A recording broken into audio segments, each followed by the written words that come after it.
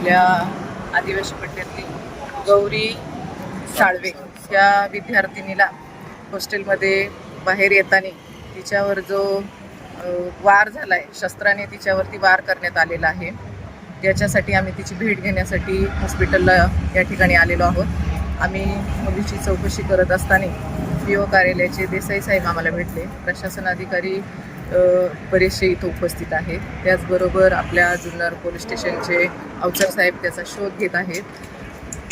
प्रशासन अधिकारी आहेत, अवचर साहेब त्याचा शोध घेत आहेत। मुलीची तब्येत आता सध्या स्टेबल आहे आणि देसाई साहेबांशी आम्ही चर्चा केली की येणाऱ्या काळामध्ये मुलीची आर्थिक परिस्थिती कुठल्याही दृष्टीने कमकुवत आहे आणि तिला येणाऱ्या काळासाठी जो निधी किंवा जो खर्च होणार आहे तिच्या विलाजासाठी तो तुम्ही सगळा शासनाच्या मार्फत तुमच्या मार्फत तिच्या जो होणारा खर्च आहे तो पूर्णपणे जबाबदारी पेलवण्याची देसाई साहेबांनी आम्हाला आश्वासन दिलेलं आहे आणि त्याच्यासाठी त्यांना जे प्रशासनाची गरज लागेल किंवा अधिकाऱ्यांची गरज लागेल किंवा या ज्या सहकार्याची गरज लागेल त्या भावनेने आम्ही तिची भेट घेण्यासाठी या ठिकाणी आलेलो आहोत। मुलीची प्रकृती कशी आहे, कशी काय आता सध्या ती स्टेबल आहे। रक्तस्राव फार झालेला आहे, पण इथं ब्लड बँक असल्यामुळं त्यांनी ती सुविधा केलेली आहे, त्याच्या माध्यमातून ती थोडी थोडी स्टेबल होत चाललेली आहे।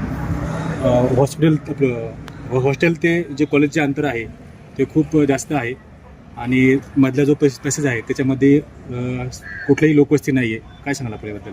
नाही, मुळातच ही गांभीर्याची गोष्ट आहे। हॉस्टेल जे आहे ते जुन्नरच्या खूप असा अवस्थेत आहे, आउटसाईडच्या अवस्थेमध्ये आहे आणि तिथून येण्यासाठी मुलींना खूप एकांताचा भाग आहे आणि तिथून येत असताना त्या मुलीवर हा औचित प्रकार घडलेला आहे आणि त्या रस्त्याने येण्या जाण्यासाठी नक्कीच PO कार्यालयांनी काहीतरी जबाबदारी घेऊन त्याच्यावर काहीतरी बदल केला पाहिजे।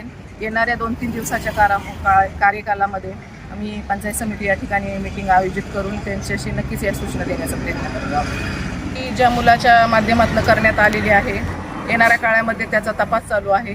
तो प्रशासनाच्या ताब्यात आल्यानंतर त्याच्यावर कठोर कायद्यानुसार त्याच्यावर कारवाई होणे आवश्यक आहे आणि असा विपरीत प्रकार पुढं घडला नाही पाहिजे याची देखील दक्षता घेतली पाहिजे।